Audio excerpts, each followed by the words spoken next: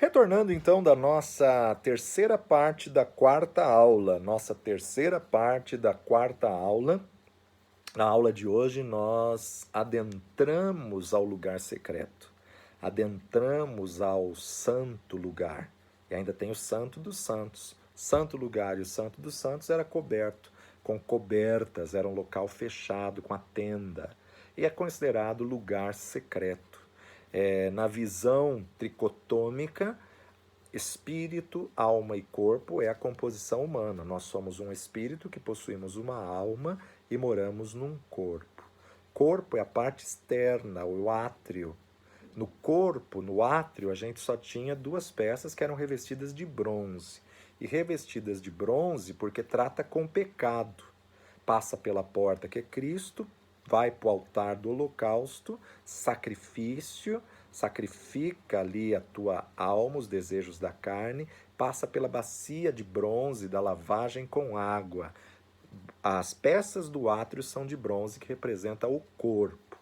E aí passamos pelas 5 pilastras, que são 5 ministérios, quando somos ministrados pelos 5 ministérios, através dos 4 evangelhos, conhecemos a Jesus e entramos no lugar secreto, entramos no lugar santo, onde temos 3 peças, não mais de cobre, não mais de bronze, mas agora as 3 peças são de ouro.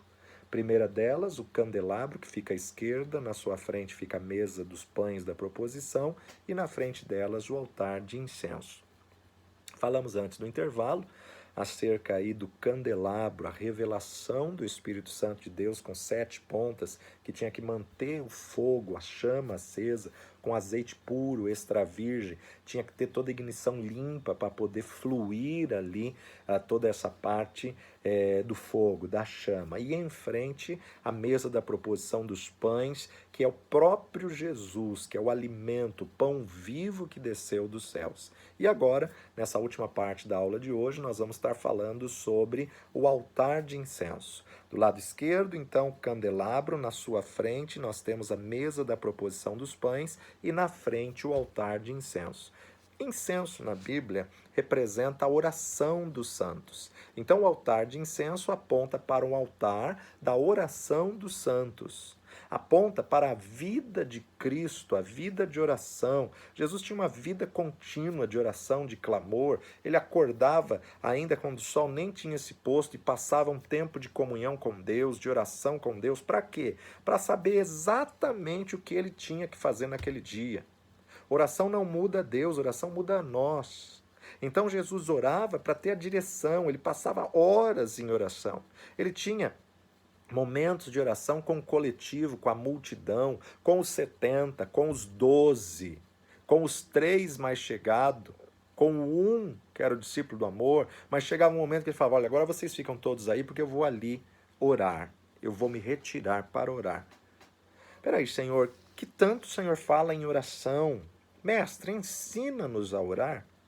Interessante que os discípulos nunca falaram, mestre, ensina-nos a fazer milagres, mestre, ensina-nos como faz essas coisas, ensina-nos a multiplicar pães e peixes, ensina-nos, Senhor, a transformar água em vinho, ensina-nos, Senhor, a ressuscitar os mortos. Não, os discípulos não pediram nada disso para Jesus, por quê? Porque eles entenderam que era a vida de oração que fazia ele fazer as coisas sobrenaturais. Eles entenderam que esse sobrenatural, que os milagres, era consequência da vida de comunhão e intimidade. Então, o altar de incenso aponta para a vida de Cristo, as orações, o louvor de todos os santos e a comunhão que ele tinha com Deus aqui nessa terra. Interessante que o altar de incenso tinha-se varais dos 2 lados, toda peça do tabernáculo, ela vão ter esses varais para facilitar a forma de ser carregada, né? O candelabro não, porque fica fácil mover o candelabro, embora fosse pesado aquele candelabro, mas na verdade nós vemos aí que as demais peças eram colocadas os varais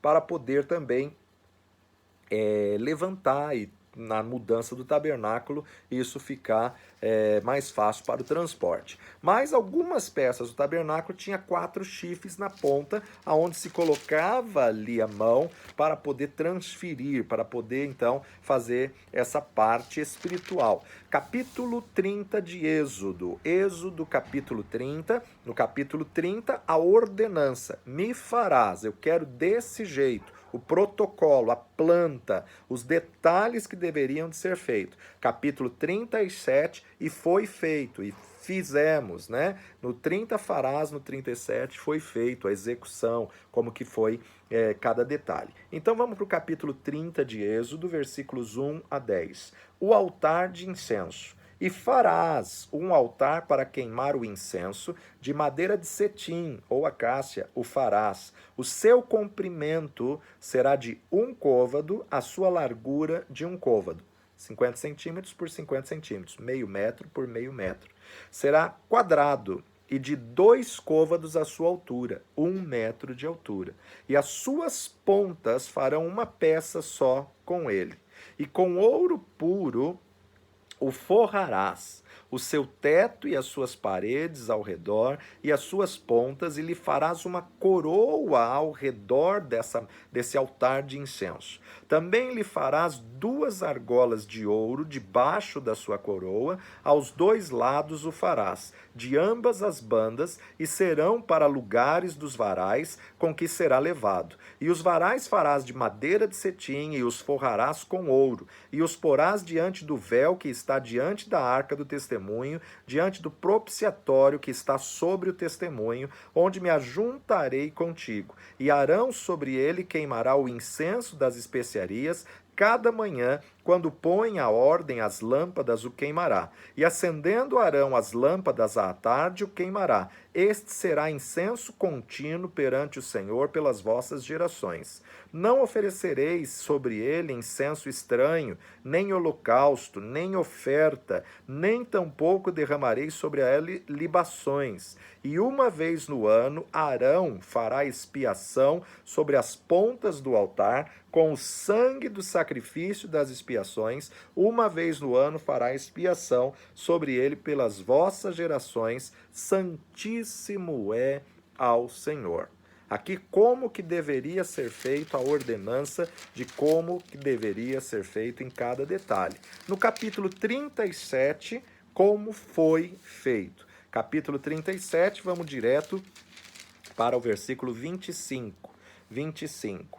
E fez o altar de incenso de madeira de cetim, de 1 côvado era o seu comprimento, de 1 côvado a sua largura, quadrado, e de 2 côvados a sua altura, dele mesmo eram feitas as suas pontas. E cobriu de ouro puro, e a sua coberta e as suas paredes ao redor, e as suas pontas, e fez-lhe uma coroa de ouro ao redor. Fez-lhe também 2 argolas de ouro debaixo da sua coroa, nos seus 2 cantos de ambos os seus lados, para os lugares dos varais, para levá-lo com ele.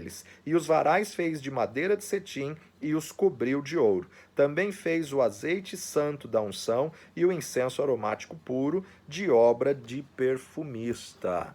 Então, tudo conforme Deus ordenou, Moisés cumpriu fielmente, Moisés acompanhou detalhadamente. O altar era quadrado, meio metro por meio metro e 1 metro de altura, feito de madeira de cetim ou madeira de acácia, coberto, revestido todo de ouro, com 4 chifres nas pontas, formando tudo uma única peça. Em cada canto havia uma argola para poder carregar, passar os varais e carregar essa peça no transporte. Os varais que o transportavam também tinham que ser de ouro, era como canas de ouro, né? E recobertos de madeira da acácia, que é uma madeira resistente, que dava suporte para carregar isso. Todo revestido de ouro vai se tornar pesado, então tinha que ser uma coisa muito resistente para poder carregar e conduzir isso tudo. Ficava diante do véu do lugar santíssimo, né? Então tem o candelabro, a mesa da proposição dos pães, na frente desses dois o altar de incenso, e já vem o véu que separava o lugar santo dos santos. Então, a gente observa que lá atrás, lá fora, no pátio, no átrio exterior, as peças eram revestidas de bronze, mas aqui dentro, no lugar santo, as peças eram de madeira, de cetim, de acácia, mas todas revestidas de ouro. Só o candelabro que não era de madeira, era de ouro puríssimo, mas ouro batido, apontando para sofrimento. Então, no altar de bronze se tratava o pecado, se tratava da questão de sacrifício, de holocausto.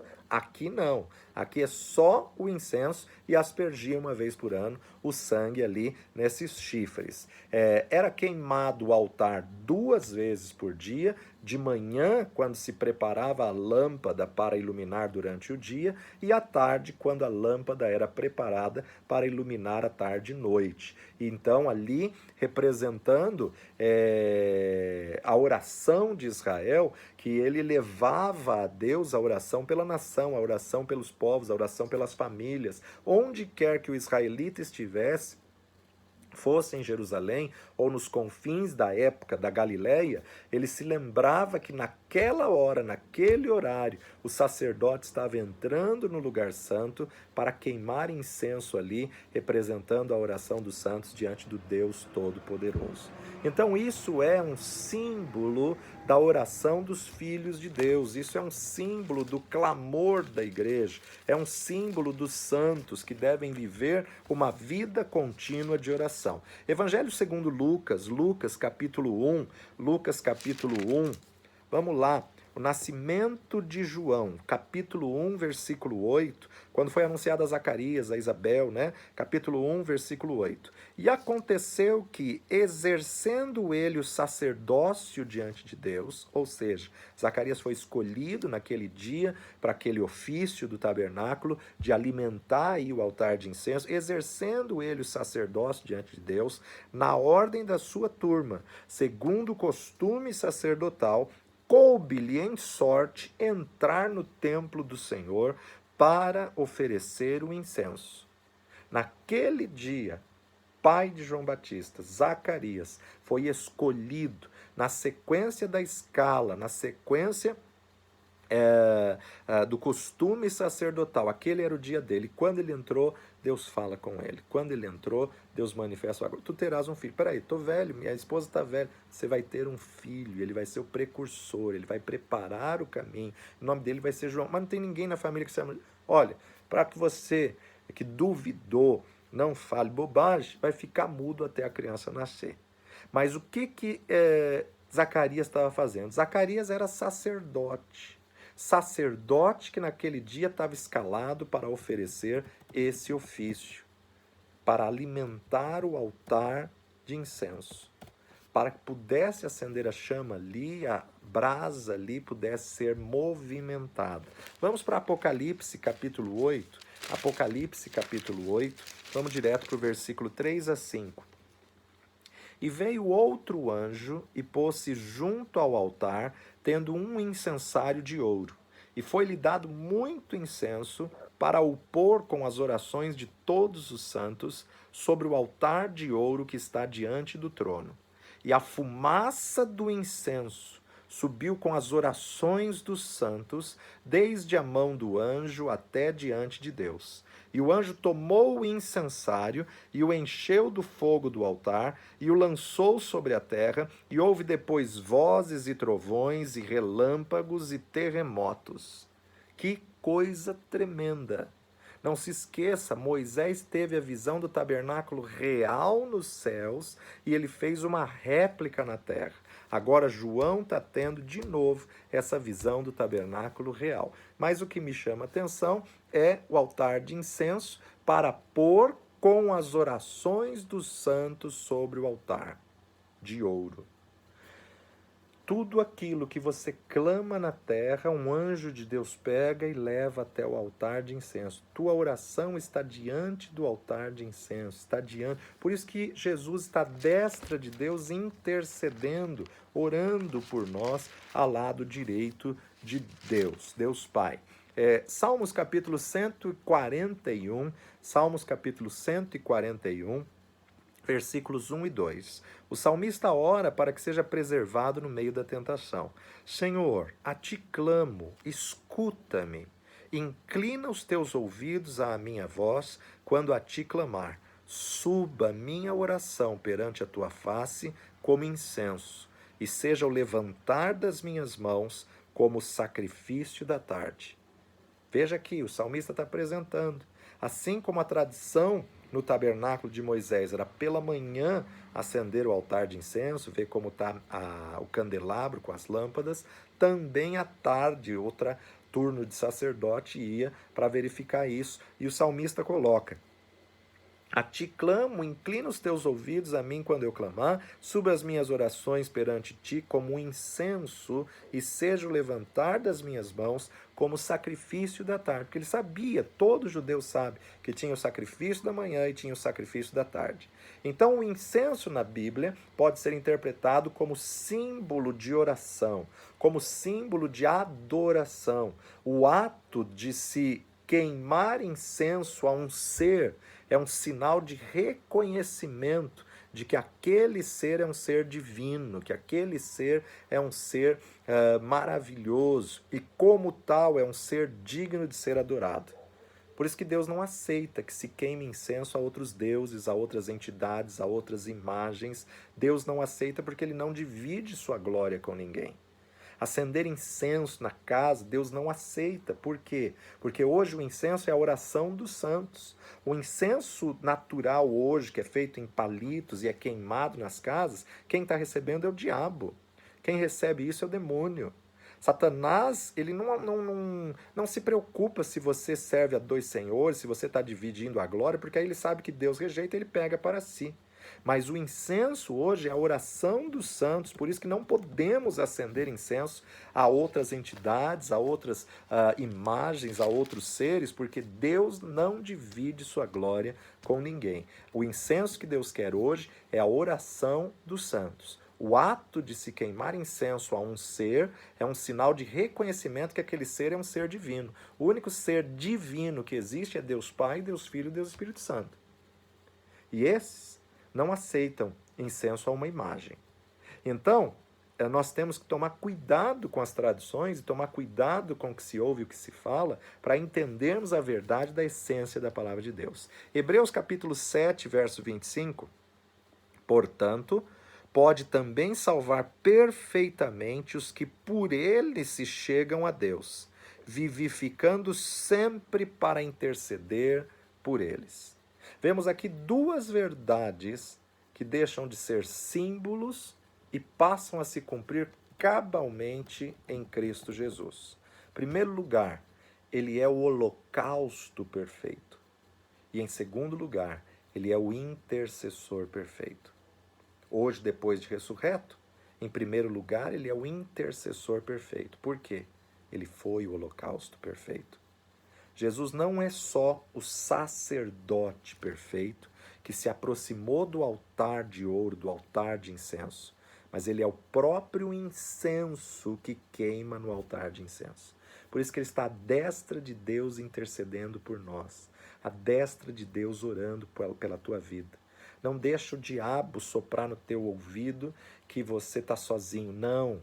Jesus está com você, o Espírito Santo está com você. Ele nunca vai te deixar órfão. Ele está sempre contigo. Então, duas pessoas divinas, duas pessoas da Trindade se unem a você, que é humano, para entregar adoração ao Deus Todo-Poderoso, que é digno de honra, glória, poder, domínio e majestade. Então, nós começamos a observar, esse ambiente é um ambiente tremendo. Esse ambiente é um ambiente maravilhoso. A experiência do lugar secreto, a experiência do lugar santo, é uma experiência maravilhosa. Só existem duas classes de pessoas que Deus procura na terra. Primeiro ele procura um intercessor e depois ele procura um adorador. Ezequiel 22, 30, vamos lá. Livro do profeta Ezequiel. Capítulo 22, verso 30. E busquei dentre eles um homem que estivesse tapando o muro e estivesse na brecha perante mim por essa terra, para que eu não a destruísse, mas a ninguém achei. Deus está à procura de intercessores. O que é o intercessor? Aquele que pleiteia a causa alheia, aquele que pleiteia a causa de outro. Precisamos pleitear a causa dessa nação. Precisamos pleitear a causa dessa geração. Precisamos pleitear a causa da igreja. Interceder Intercessão é sempre pelo próximo. Oração é por si mesmo. Intercessão é pelo próximo. Interessante que nesse lugar santo trata de revelação, trata de coisas aonde, na verdade, através do Espírito Santo de Deus temos a revelação. Nós observamos, então, que aqui em Ezequiel 22:30, Deus procura intercessores. Lá no texto que lemos em João 4, Jesus revela a samaritana: Deus é espírito e importa que os que o adorem em espírito e em verdade, porque o Pai procura verdadeiros adoradores que o adorem em espírito e em verdade. Debaixo da tenda do lugar secreto é dividido em 2 ambientes, lugar santo e o santo dos santos. Lugar santo que representa a nossa alma. A alma é a sede das nossas emoções, vontade e intelecto. O lugar santo vai tratar com a alma, por isso que todas as peças são revestidas de ouro. Mas o que divide o lugar santo dos santos são as cortinas do tabernáculo. As cortinas do tabernáculo. Candelabro, mesa da proposição, altar de incenso, e depois dessas 3 peças vem a cortina para chegar ao Santo dos Santos, que divide os 2 ambientes, que é o véu do templo que foi rasgado de alto a baixo, representando que quando Deus aceitou o sacrifício de Cristo Jesus na cruz do Calvário, ele rasgou o véu. O véu que separava já não separa mais. Agora nós podemos ter ousadia para adentrar além do véu. Agora nós podemos ter ousadia para ultrapassar o véu. Então, depois do altar de incenso, que é a oração dos santos, que é o incenso que produzia a fumaça, que vai ter que encher todo aquele ambiente e encher o santo dos santos. A fumaça tinha que encher o santo dos santos de tal forma que a hora que a glória de Deus se manifestasse, ele não perdesse as vistas de tamanho resplendor que é a glória. Então, depois do lugar santo, tem o véu que separa, uma cortina pesada, que chegava a ter 1 metro de espessura. Imagina trançar, alinhavar a lã até chegar a 1 metro de consistência, de espessura. Passando esse véu, era o Santo dos Santos, onde tinha uma peça com 2 partes, a Arca da Aliança e o propiciatório, que é a tampa da arca, aonde somente o sumo sacerdote é que podia entrar 1 vez por ano, aonde havia só esse móvel, a Arca da Aliança. Dentro da arca tinha 3 itens, as tábuas da lei, um pote com maná e a vara de Arão que floresceu. Agora, esse também, a gente sabe que o Templo de Salomão era uma réplica, porém, de alvenaria e revestida de ouro também, mais pedras, né, e revestida de ouro, mas o templo era uma réplica melhorada do tabernáculo de Moisés. E quando é reerguido o templo de Zorobabel, quem reconstruiu o templo que Jesus entrou foi Zorobabel. Quem ampliou esse templo e ornamentou, tentando comprar os judeus, foi Herodes I. Herodes I, ele não construiu um templo, ele ornamentou o que estava pronto.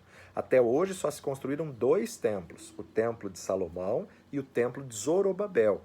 O que Herodes fez não é considerado construção, por isso que Herodes não fez o 3º templo. Herodes ornamentou o templo de Zorobabel, que já estava pronta, que veio com aquela equipe de Neemias, da reconstrução do templo, que saíram do cativeiro e tudo mais. Bom, então o que acontece? Quem vai reconstruir o 3º templo é o anticristo. Quem vai dar ordem para se reconstruir o 3º templo é o anticristo. Por isso que o judeu vai aceitá-lo como o Messias, como o Senhor, porque ele vai voltar a fazer o sacrifício, e ele que não aceita o Novo Testamento, então, na verdade, ele vai entender que essa pessoa que se levantou, autorizando ele a ter comunhão com Deus de novo, só pode ser um enviado por Deus, porque ele vai voltar a fazer o sacrifício. E o anticristo vai fazer um acordo de paz, estamos aí às vésperas disso acontecer, estamos nesse cenário escatológico, talvez possa até acontecer esse ano já, essa realidade, notícias aí de que o judeu foi autorizado a fazer o sacrifício na esplanada do templo. Peraí, não tem mais templo. Onde ele vai fazer o sacrifício? De frente do Domus da Rocha, de frente daquela abóbada dourada islâmica. Mas, na verdade, devido a toda essa situação do coronavírus, aí foi autorizado. Até a Páscoa, que vai ser esse domingo agora, esse dia 12, pode ser que os islâmicos mudem, como já mudaram diversas vezes, mas hoje é intuito do judeu fazer o sacrifício ali, sacrificar um cordeiro ali na esplanada do templo. Aquele pátio que está nivelado até hoje é chamado de esplanada do templo, mas o que tem ali hoje é uma mesquita islâmica, que é o Domus da Rocha. Então estamos num período extremamente profético. Mas o véu do templo que se rasgou, que templo é esse? Templo de Zorobabel, que foi reconstruído, ornamentado por Herodes, que foi o templo que Jesus entrou. Quando Jesus está sendo crucificado lá no Calvário, o véu do templo se parte de alto a baixo. Não tem como um véu de 1 metro de espessura se partir, se romper naturalmente. Foi a própria mão de Deus que puxou ali o véu. Mateus capítulo 27, Mateus 27, 51.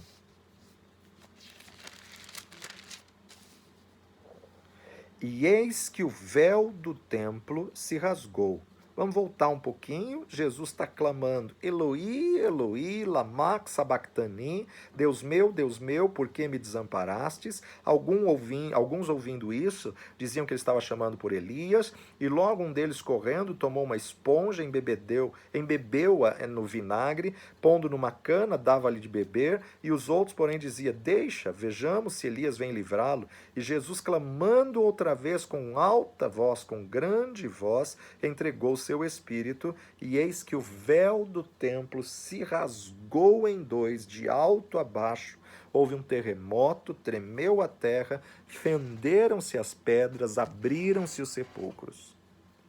Então, o caminho para a oração, o caminho da adoração foi aberto. Do lugar santo, hoje temos acesso ao Santíssimo Lugar. Do átrio não, tem que passar pelo lugar santo primeiro. Temos acesso ao Santíssimo Lugar através do lugar secreto, do lugar santo, que ainda é reservado para os servos de Deus, para todo aquele que confessa Jesus como Senhor e Salvador. Deus prometeu encontrar-se com o homem no Santo dos Santos. E o véu que separava já não separa mais. O incenso que representava a oração e a adoração, que era queimado no altar de ouro com o incensário que era movido, o ato de queimar incenso falava da proximidade entre o adorador e o ser divino, Deus Todo-Poderoso, Deus Pai. O escritor de Hebreus teria falado desse altar como sendo santo dos santos em virtude desta proximidade. Vamos encerrar a aula de hoje vendo aí acerca das cortinas que dividia, a cortina que recobria o interior da tenda e que fazia dois ambientes, lugar santo e santo dos santos. Primeiro, a ordenança de Deus a Moisés, como deveria ser essa cortina, e depois como foi feito. Êxodo capítulo 26, de 1 a 6. As cortinas do tabernáculo. E o tabernáculo farás de 10 cortinas de linho fino torcido, entrelaçado, e pano azul, e púrpura, e carmesim, com querubins os farás de obra esmerada. O comprimento de uma cortina será de 28 côvados, comprimento 14 metros. A sua largura de uma cortina de 4 côvados, 2 metros, 14 por 2. Todas estas cortinas serão de uma medida, as 10 entrelaçadas. 5 cortinas se enlaçarão uma à outra, e outras 5 cortinas se enlaçarão com a outra. E farás laçadas de pano azul na ponta de uma cortina, na extremidade, na juntura. Assim também farás na ponta da extremidade da outra cortina, na segunda juntura. 50 laçadas farás numa cortina, e outras 50 laçadas farás na extremidade da cortina, que está na segunda juntura. As laçadas serão travadas uma com a outra. Farás também 50 colchetes de ouro, e ajuntarás com estes colchetes as cortinas uma com a outra, e será um tabernáculo. Claro, as cortinas são pesadas, então tem que ter uma boa sustentação. Agora, capítulo 26, vamos lá para o versículo 31. O véu do tabernáculo. Depois farás um véu de pano azul e púrpura e carmesim e linho fino torcido, com querubins de obra-prima se fará, e o porás sobre 4 colunas de madeira de cetim, cobertas de ouro, sobre 4 bases de prata, seus colchetes serão de ouro. Pendurarás o véu debaixo dos colchetes e meterás a arca do testemunho ali dentro do véu, e este véu vos fará separação entre o santuário e o lugar santíssimo. E porás a coberta do propiciatório sobre a arca do testemunho no lugar santíssimo. E a mesa porás fora do véu, e o castiçal de fronte da mesa, ao lado do tabernáculo para o sul, e a mesa porás à banda do norte. Farás também para a porta da tenda uma coberta de pano azul e púrpura, carmesim e linho fino torcido de obra de bordador. E farás para esta obra 5 colunas de madeira de cetim, e as cobrirás de ouro, seus colchetes serão de ouro, far-lhe-ás de fundição 5 bases de cobre. A cortina e o véu do tabernáculo. A cortina e o véu do tabernáculo. Nós estamos agora, então, entrando no terceiro ambiente. Átrio, lugar santo e santo dos santos. Quando entramos detalhadamente, percebemos que tudo se cumpriu na pessoa do Senhor Jesus Cristo, o Filho de Deus. Não se esqueça que o tabernáculo é uma tipologia, uma cristofania. O tabernáculo é uma figura, sombra, e que Jesus é a realidade. As cortinas da tenda é o que simboliza o caráter de Jesus. Eram 10 cortinas. E o linho fino retorcido com estofo azul, púrpura e carmesim que tinha que formar a figura de querubins. 28 côvados de comprimento e a largura de 4 côvados. 14 metros por 2. O significado. O linho fino simboliza a justiça, conforme nós já vimos em Apocalipse capítulo 19, verso 8. Apocalipse 19, verso 8. E foi-lhe dado que se vestisse de linho fino, puro e resplandecente, porque o linho fino são a justiça dos santos. É bom lembrarmos que o linho era usado não só nessas cortinas do interior da tenda, mas também foi empregado no véu que separava o lugar santo do santo dos santos. O reposteiro também era usado na própria roupa dos sacerdotes. Tudo apontando para a justiça.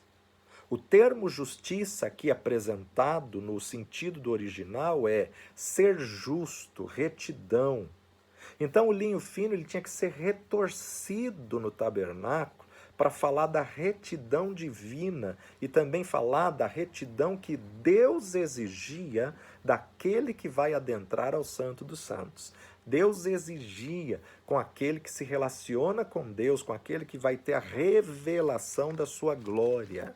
Ele tinha que viver uma vida de santidade, de purificação, de renúncia, de quebrantamento. Como eu já disse em outras aulas, não é para todos. Muitos vão se satisfazer só em estar no átrio. E vão viver a vida cristã inteira só no átrio. O linho retorcido, ele apontava para aquele que haveria de ter uma natureza perfeita. Você pega um linho retorcido, é tudo cronometrado, tudo alinhadinho, certinho. Quem tem essa natureza e esse caráter perfeito? Jesus Cristo. Nele seria encontrado a retidão desejada por Deus. Em Jesus Cristo, o homem perfeito, se cumpre de modo maravilhoso a perfeição. Ele tem os 4 temperamentos equilibrados, simbolizada pelo linho retorcido. Agora vamos olhar com atenção para a revelação que Paulo vai explicar em 1 Coríntios capítulo 15, acerca da ressurreição. Vamos direto para o versículo 45. 1 Coríntios 15, 45 a 47. Assim está também escrito: o primeiro homem, Adão, foi feito alma vivente. O último Adão foi feito espírito espírito vivificante. Mas não é o primeiro espiritual, senão animal. Depois, o espiritual. O primeiro homem da terra é terreno, mas o segundo homem, o Senhor, é dos céus. Espera aí, o Senhor ignorou todos que nasceram de Adão a Jesus? Não. É que o primeiro que nasceu da parte de Deus de uma forma sobrenatural foi Adão. O segundo que nasceu de uma parte sobrenatural, que não houve relacionamento de marido e mulher, não houve relacionamento de macho e fêmea, é Jesus.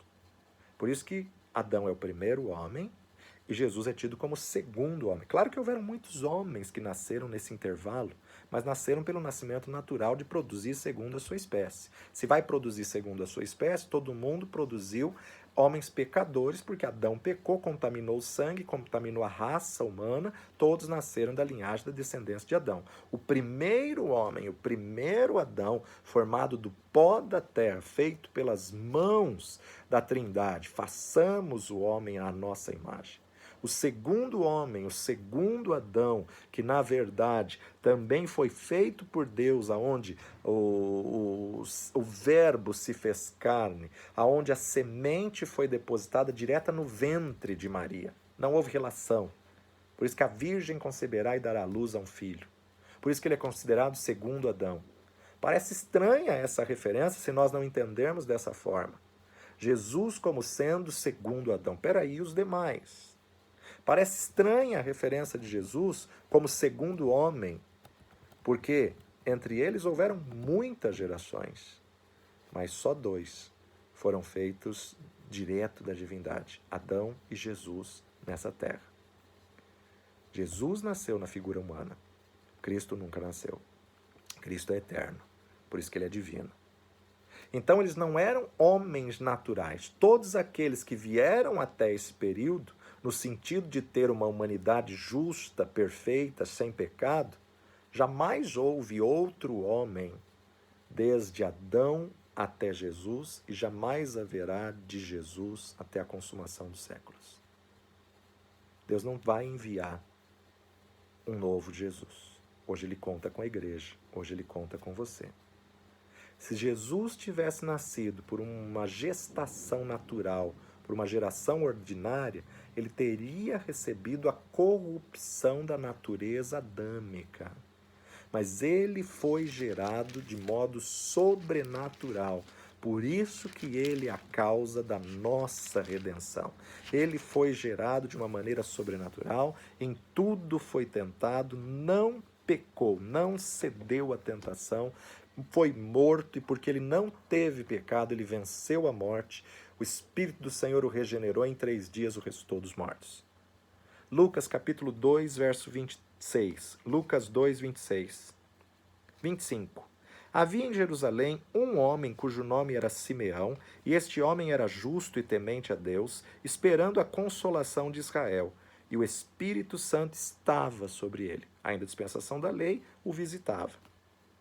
Fora-lhe revelado pelo Espírito Santo que ele não morreria antes de ter visto Cristo do Senhor. E pelo Espírito foi ao templo, e quando os pais trouxeram o menino Jesus para com ele procederem segundo o uso da lei, ele então o tomou em seus braços e o louvou a Deus e disse: Agora, Senhor, podes despedir em paz o teu servo segundo a tua palavra, pois já os meus olhos viram a tua salvação, a qual tu preparastes perante a face de todos os povos, luz para alumiar as nações e para a glória de teu povo Israel.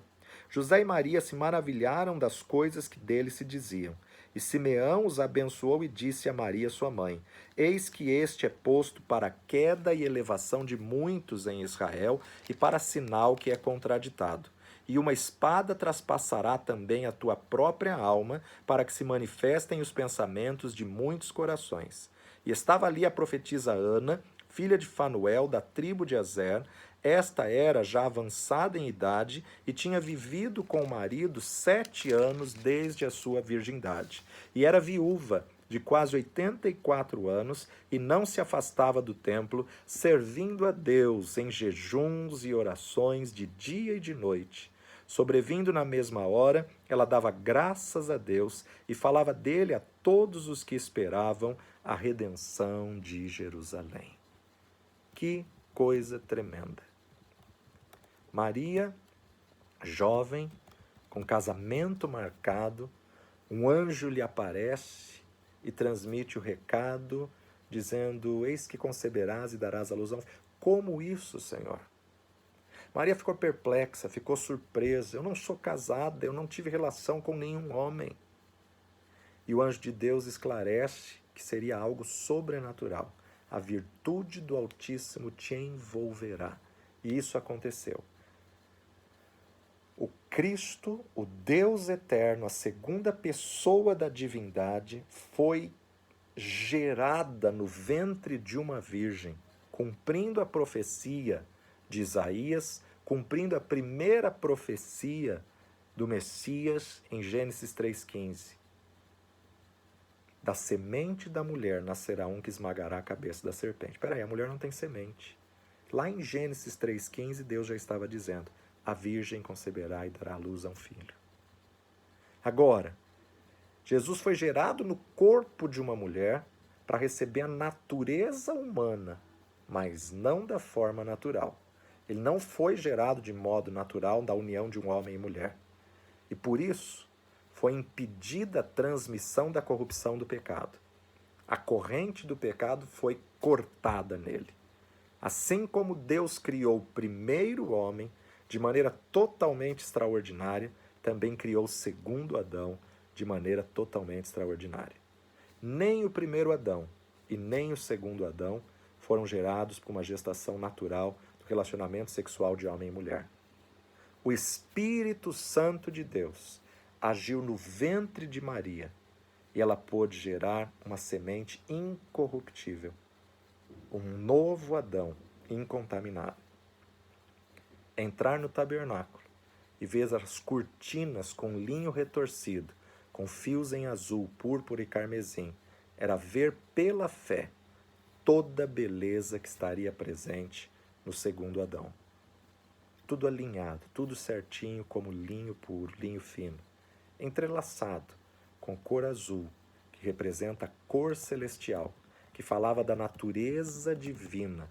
Ele será um homem celestial. Nele habitará toda a divindade. Mas também entrelaçada com a cor púrpura, que era um tecido caríssimo, que somente os ricos, somente os reis e nobres podiam usar, porque era um sentido da realeza. Porque esse homem que virá em carne e sangue também será rei dos reis, simbolizando realeza. Jesus Cristo Rei. Apocalipse capítulo 16. Apocalipse capítulo 19, perdão. Apocalipse capítulo 19, verso 16. E na sua veste e na coxa tem escrito este nome: Rei dos Reis e Senhor dos Senhores. Então, nas cortinas do tabernáculo, mostra a realeza de Jesus Cristo, indicada pelo linho fino, pelos fios de púrpura, mas também entrelaçada com fios carmesim, que era o último material mencionado na lista. Carmesim era obtido por um molusco, que era esmagado, e a cor que saía desse animal esmagado, dessa fruto do mar esmagado, era que tingia de carmesim. Por isso que tornou-se símbolo de sofrimento, porque alguém tinha que morrer para produzir isso. Os fios de carmesim apontam para o sofrimento que o nosso Senhor, o Rei dos Reis, o Deus que se revestiu de homem, passaria para ser aceito no Santo dos Santos, para adentrar ao Santo dos Santos, não feito por mãos de homem, mas feito pelo próprio Deus nos céus. O linho retorcido representa a natureza humana perfeita em Jesus. Em Cristo Jesus, tudo se cumpriu na íntegra. Por isso que estar no lugar secreto, debaixo do véu, é um prazer, porque você vai conhecer os mistérios e os segredos de Deus, você vai conhecer a Cristo. Crer nele é uma alegria, amá-lo é um privilégio, viver com ele é um paraíso. a vida eterna. Vamos orar. Pai de amor, nós te louvamos pela riqueza da tua palavra. Nós te agradecemos porque nos incluístes no teu plano. Te agradecemos porque de um modo maravilhoso e tremendo o Senhor nos escolheu, nos chamou, nos separou, nos comprou com o sacrifício do teu Filho Jesus na cruz do Calvário. Perdoa os nossos pecados e que possamos corresponder com a tua expectativa para a igreja dos dias de hoje, no nome precioso de Jesus. Amém e amém. Que o Senhor te abençoe. Se você quiser rever alguma aula, reveja. Se você quiser compartilhar com a sua família, com a sua casa, pode compartilhar, não tem problema não. Até se alguém deles quiser fazer a prova, pode fazer também, envie a prova para nós. Será um prazer ele conhecer essas verdades e essa revelação da palavra. Amanhã concluiremos essa matéria. Espero que o Senhor tenha falado contigo poderosamente. O Senhor possa trabalhar no teu espírito. Que Deus te abençoe e até a próxima aula no nome de Jesus.